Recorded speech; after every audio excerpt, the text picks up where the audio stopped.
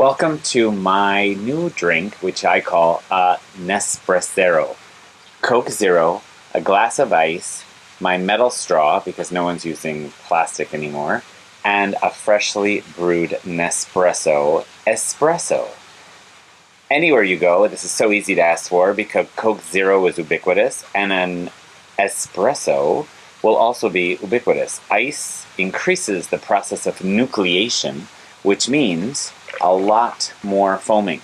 We get espresso, which I will actually brew right into the ice, and then I slowly add my Coke Zero.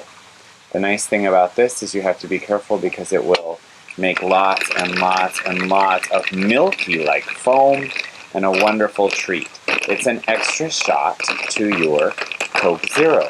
But notice that lovely foam. When my mom grew up, she did things like milk into root beer and root beer floats and ice cream into things like this. This is a dairy-free, similar way to get lots of jolt of caffeine and chemicals all at once. That's my NespressZero.